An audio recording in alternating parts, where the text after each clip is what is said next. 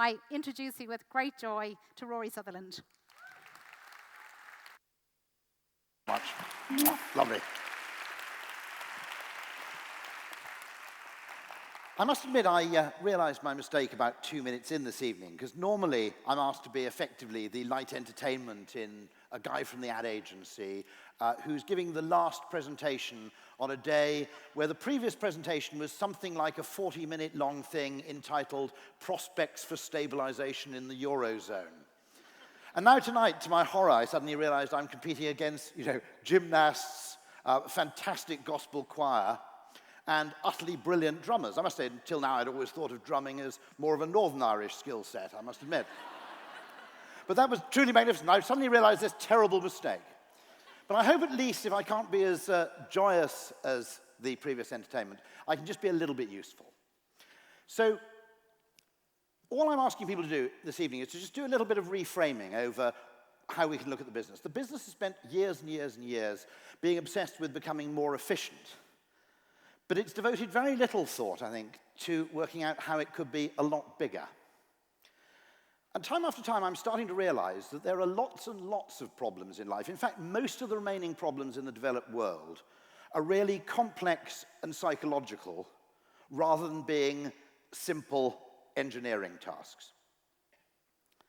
And more, the remaining problems in the developed world are those that need to be solved creatively, obliquely, and with a real understanding of humans, what they value and how they behave.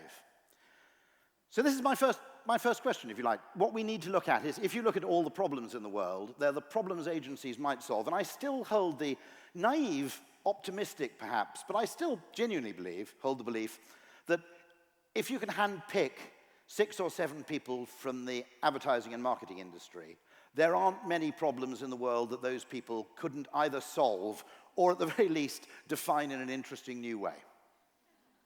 And defining them in an interesting new way is often, half the secret of actually solving them. So that's all I ask people to do. There are lots and lots of things you can do. I've just started a thing called Ogilvy Change, which effectively we've recruited 6 psychology graduates.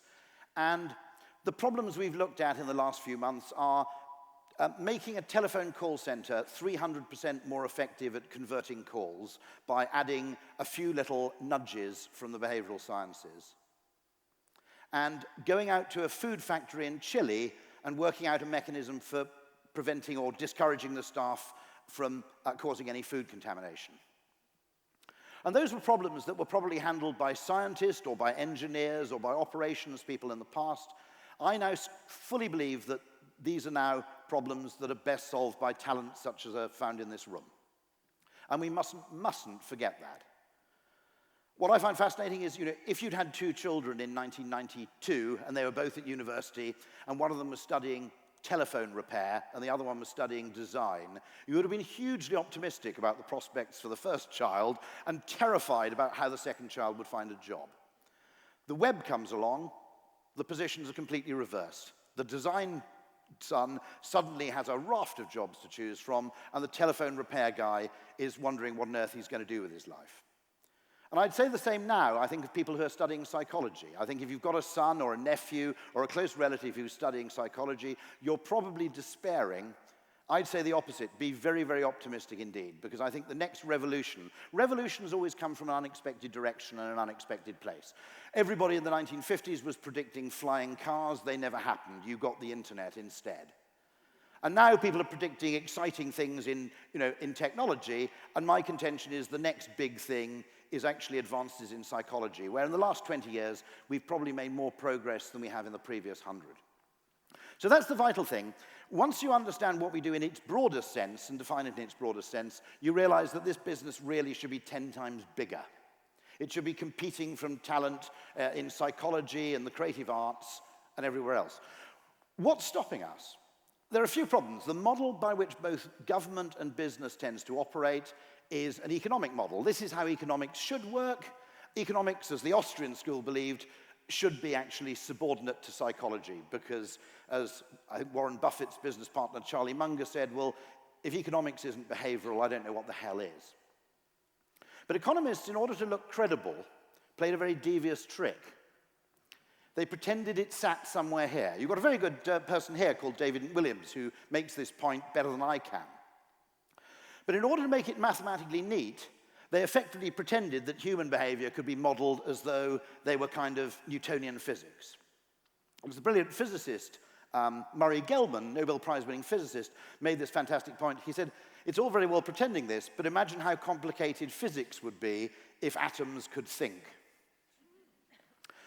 And so this trick is a problem, because it creates actually in the cast of people who are asked to look at problems mostly, if they use economics and the plausible-looking maths that surrounds it to address those problems, and they use economic models to address those problems, you end up with a problem I think all of you who are in business at the moment can recognize. Economics is like a crap doctor, which can only diagnose one thing and only prescribe one thing. The only thing it can really diagnose is efficiency, and the only thing it can prescribe is more efficiency. You know, in the early days of its application, that's a pretty useful approach. Sooner or later, though, you run out of road. And just to prove that I'm not alone in saying this, here's a quote from a book, fantastic book actually, called Complexity and the Art of Public Policy, which talks about remaining problems in public policy which are complex and how they should best be solved. And what the authors actually observe is individuals who think of problems in other, often more creative ways, language majors, history scholars, humanists, postmodernists, artists, I'd add art directors, copywriters, planners, etc., and marketers, are discounted or even labeled irrational. We believe this is a big loss. Humanists might not be able to translate their complex insights into the maths underlying the standard policy compass, but they have important insights that have been lost to policy. Until those insights are recovered, we'll be unable to effectively deal with the intertwined problems of the age. That's what I mean when I say this business should be 10 times larger. Efficiency has its limits, in fact, because efficiency is in many cases the enemy of diversity, experimentation, and adaptability. If you make something very, very efficient on paper, you also make it hideously fragile in many cases. The slightest thing that goes wrong upsets the whole system. Bees know, through 50 million years of evolution, that there's a limit to how efficient you want a bee to be. They do a kind of waggle dance thing. They go out and they find some pollen somewhere, and they go back to the hive and they communicate their find by doing a dance in a specific direction relative to the sun, and they tell the other bees to go out and recover pollen from the site they've just indicated. However, about 20%, it varies, actually, according to the species of bee and how close it is to the equator, and I can even explain why that is if I had time. 20% of the bees basically react to this information with the reaction, fuck that. And they go off and do entirely their own thing. They ignore the waggle dance, and they go and float off and do something completely different.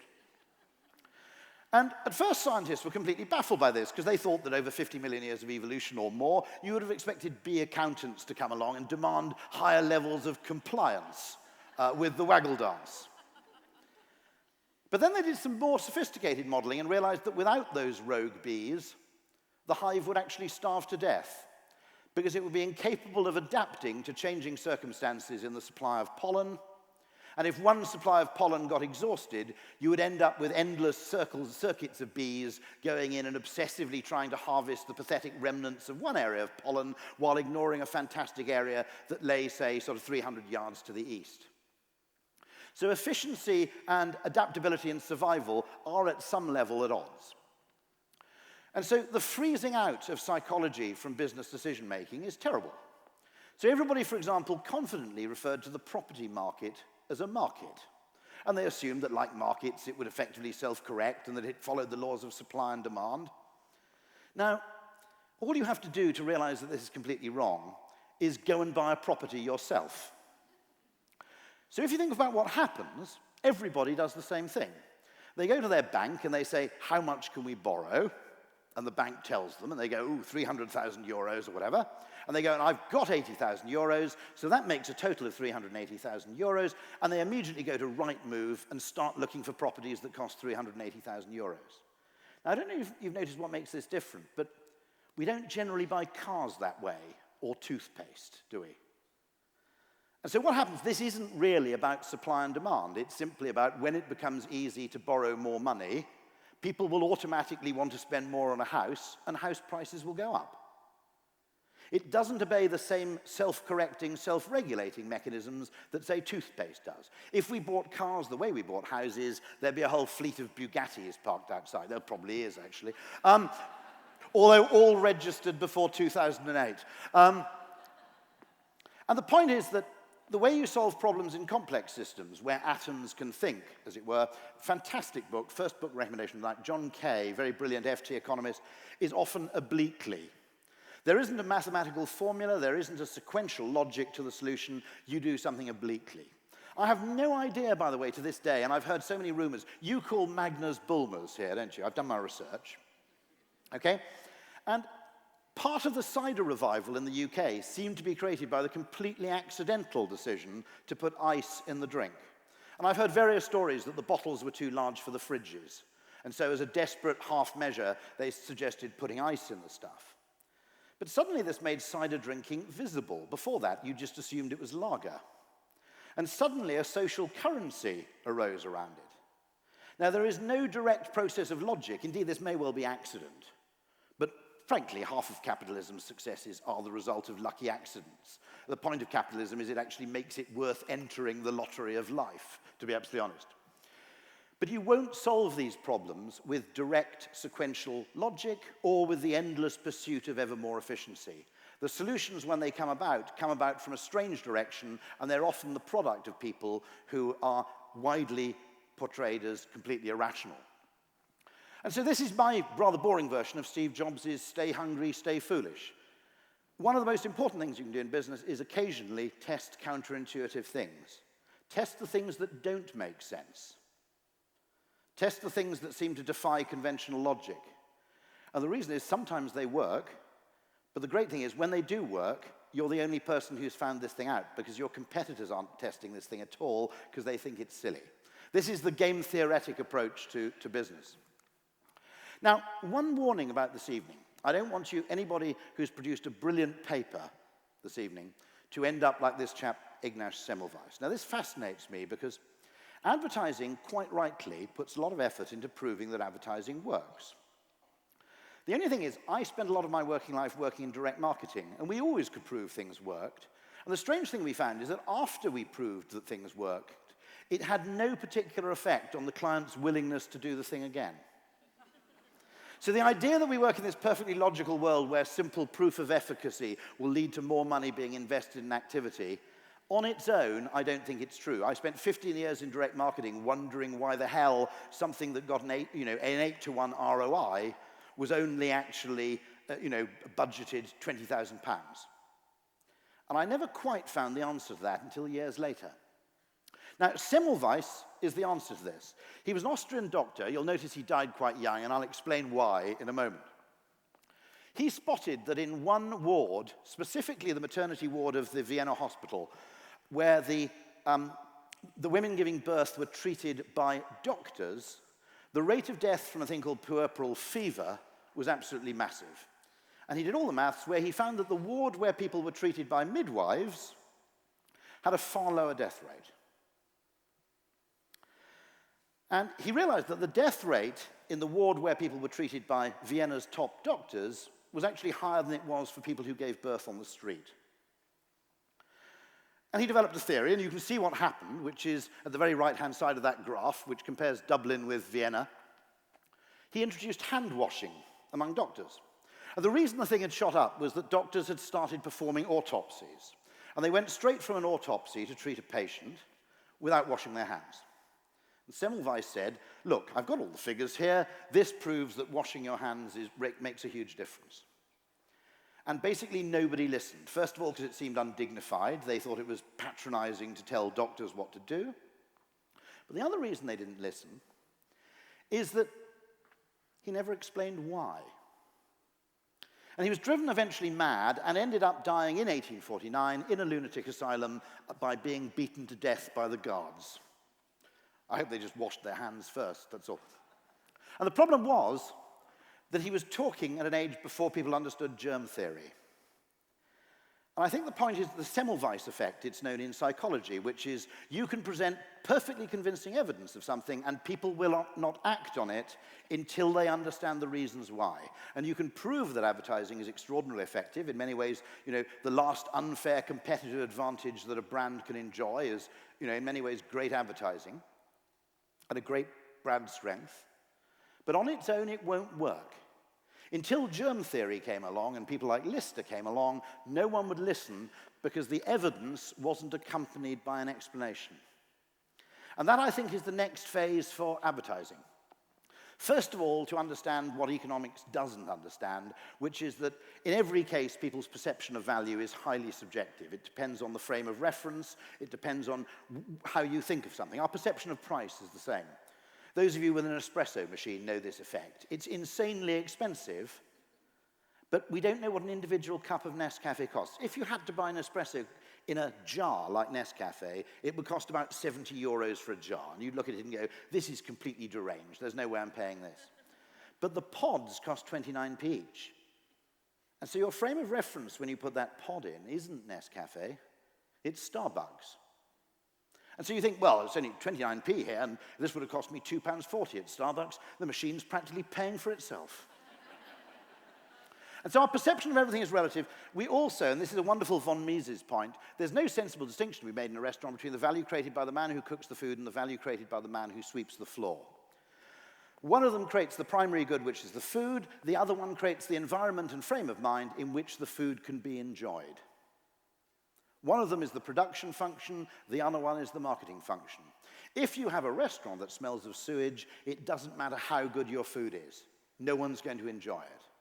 And the same is true of every good and service out there, that unless presented in the right way, in ways that allow people to value it, you effectively won't sell it. And there are brilliant, brilliant products that fail. There are products that are bad that succeed through good marketing, but they only succeed very briefly. There are a hell of a lot of products out there that actually are highly excellent products that fail because of bad marketing and do so over years and years and years. I mentioned this, I have to do this, because if I don't do the Eurostar story, as I've said, people complain. It's like going to see the Eagles and they don't play Hotel California. So I'm sorry for all the people who've seen it before. But the point about this is that all the metrics being used there, the rational metrics to improve the food, don't translate into human enjoyment or benefit.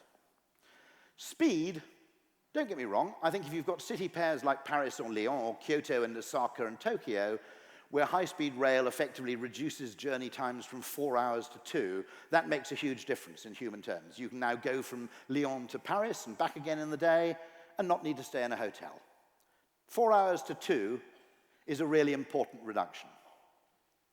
In the case of high-speed 2 hours and 6 minutes to 1 hour 35 is not a significant difference, because a trip to Manchester involves a unit of time in human terms, which is technically known as a day out of the office.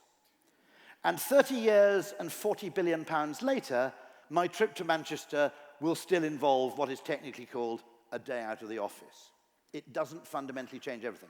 So we might be desperately seeking to improve what people regard as objective metrics, which are numerically expressible, like time and speed and duration, and find that those improvements completely fail to translate into any form of human appreciation. And so much of the obsession with spreadsheets and numerical justification has led to the design of products and services which look great on paper, but don't reach the heart.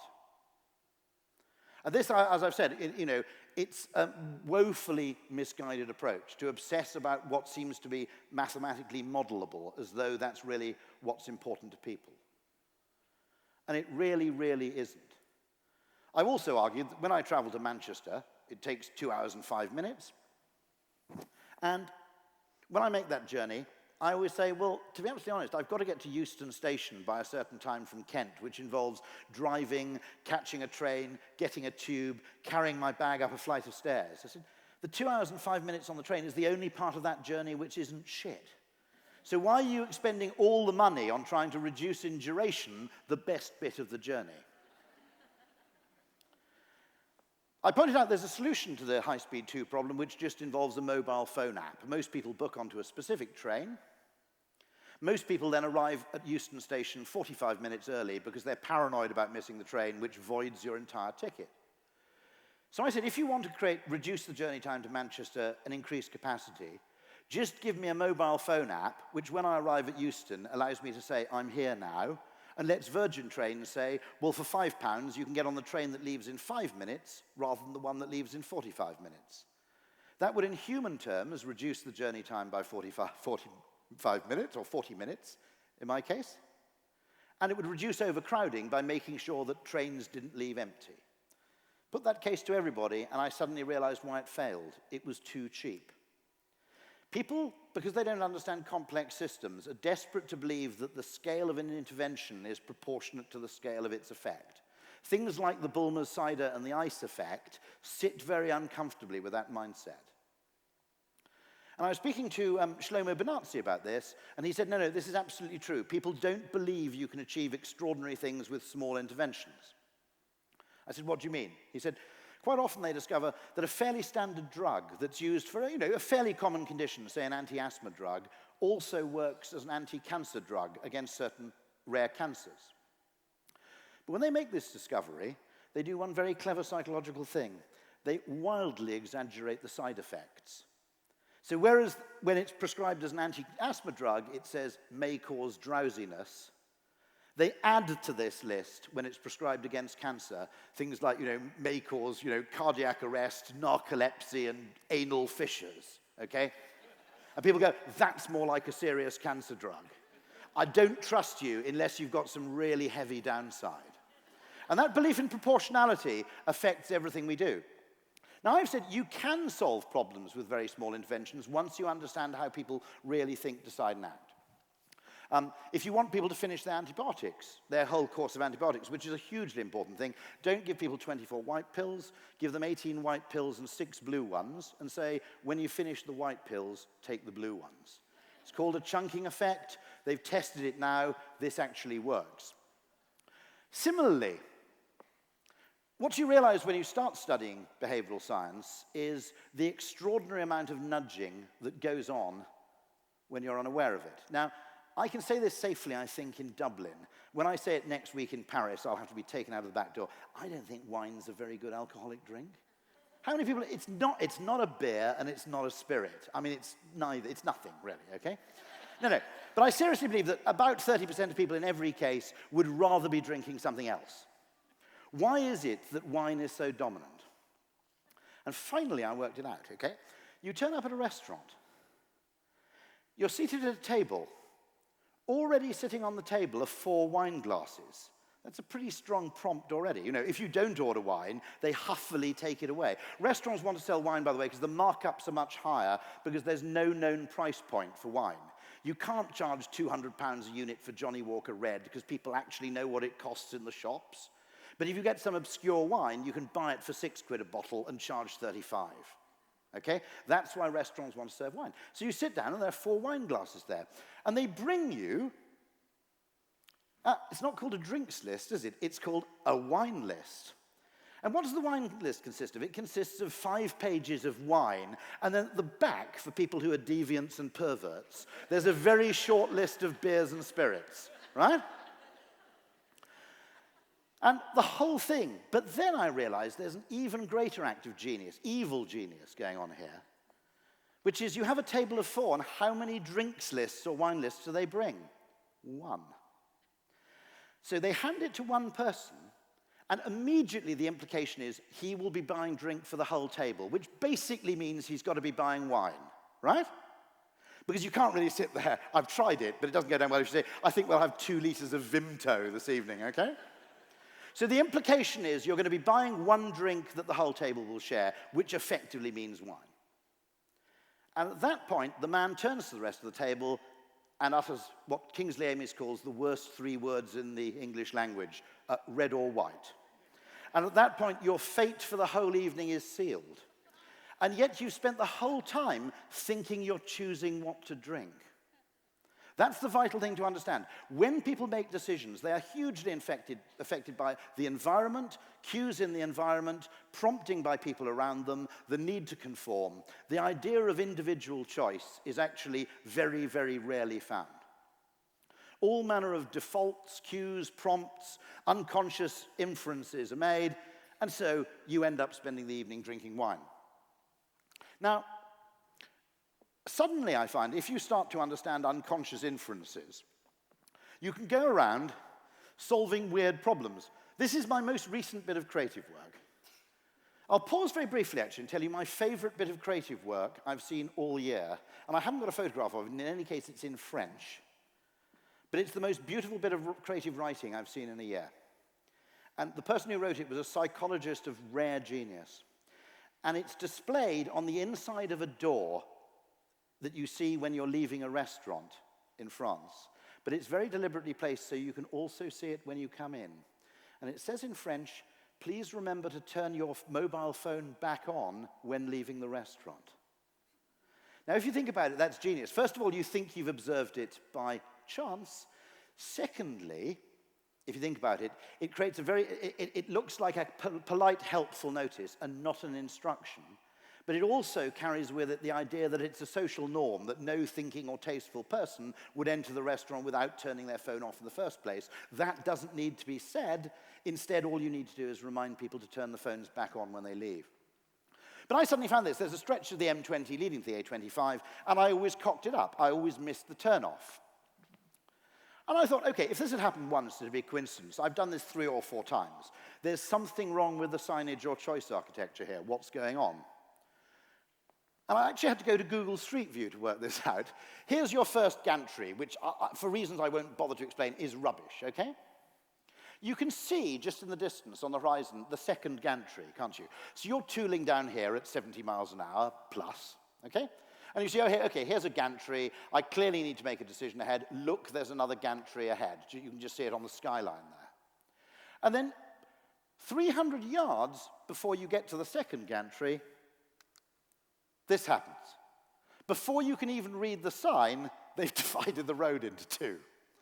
So if you suddenly realize you're in completely the wrong lane, you effectively got to swerve illegally like a lunatic in the 200 or 300 yards of remaining space before you do it. Now, happily, I phoned them up and they admitted this was a complete cock-up.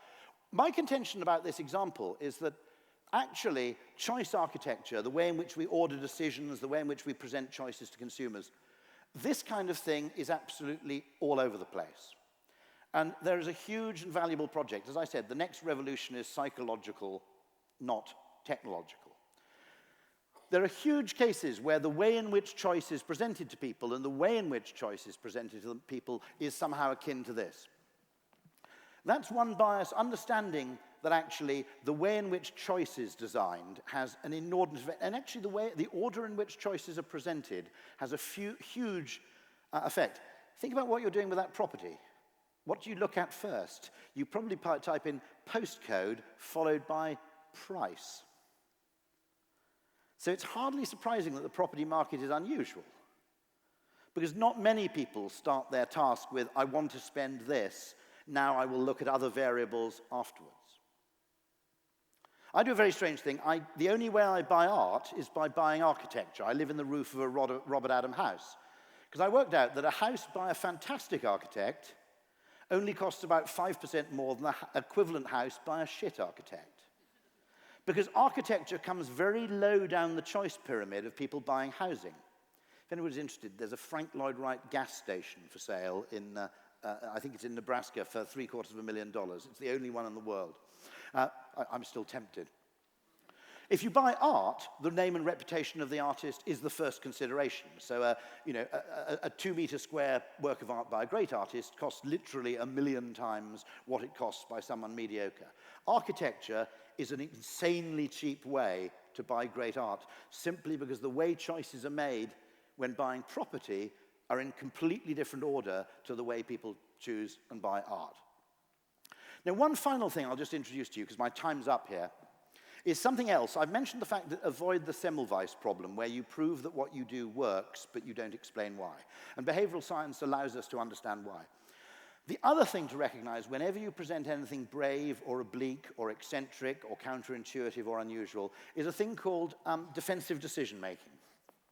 And we discovered this by accident when working on British Airways. We couldn't understand why the flights from London City to JFK weren't insanely oversubscribed, because it's a tiny little airport. You turn up, you only have to check in about 25 minutes before your flight leaves. It's an all-business class Airbus A317 with, I think, 32 seats on it, so boarding takes about 2 minutes. There's no fighting around for luggage space, and you take off and get to New York, and you actually clear customs in Shannon. It's a brilliant proposition.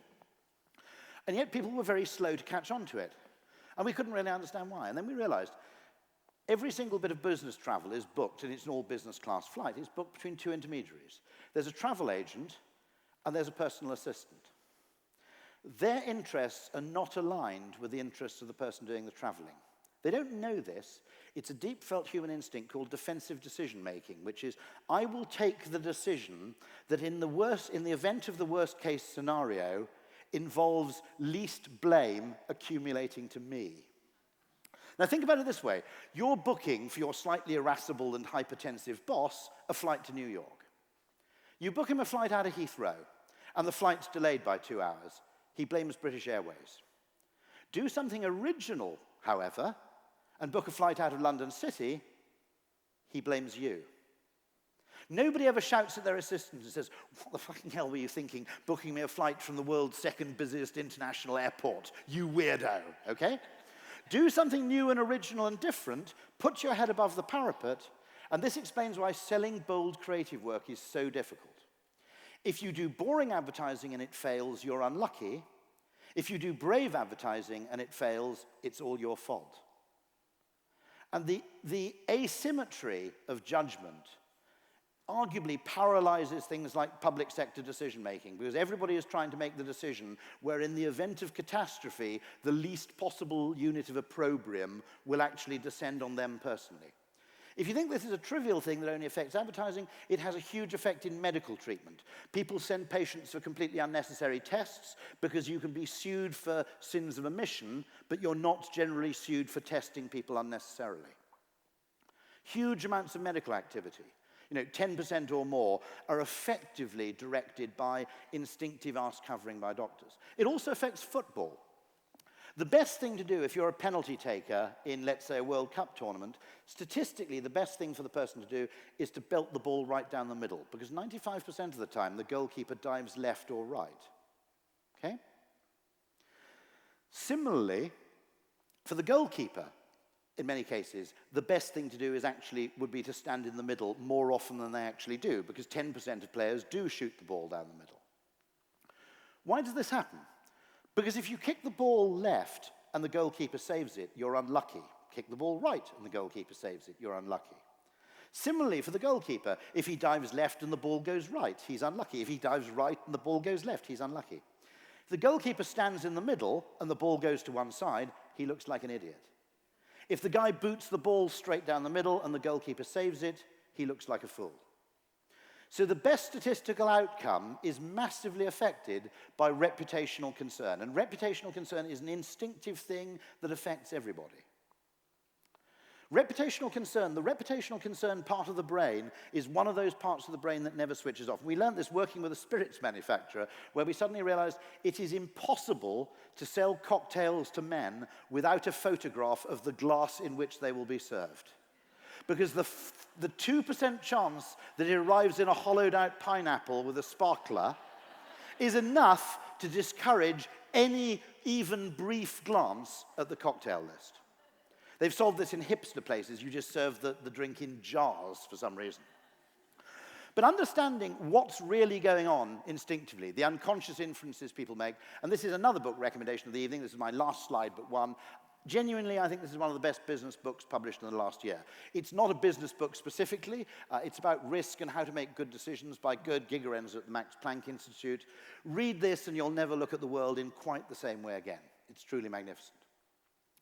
But as I said, these are the kind of books and techniques and concepts which, if we use them, can help us answer that question of how do we solve more of the problems that creativity and insight and imagination and advertising and marketing brains can actually solve that they're currently not allowed to solve. The real answer to this is basically to grow the toolkit. And the great news is that psychology, having made such improvements in the last 20 years, provides us with a toolkit where finally we can engage the why advertising works alongside the proof that it does. I'll end with a reading list. That's me, but I'm highly optimistic for this business. I'd invest in it if I had any money to do so. Thank you very much indeed. Bye-bye.